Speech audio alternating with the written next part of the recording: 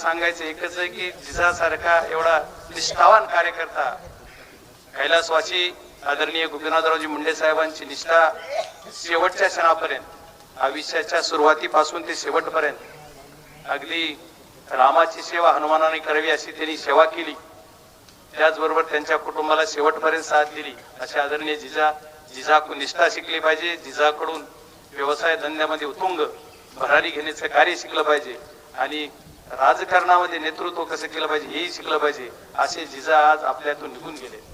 त्यांच्या कुटुंबावर सुद्धा दुःखाचा डोंगर आहे. या दुःखातून त्यांना सावरण्यासाठी आई जगदंबा त्यांना खूप म्हणजे ताकद देऊ अशी ईश्वरचरणी प्रार्थना करायची.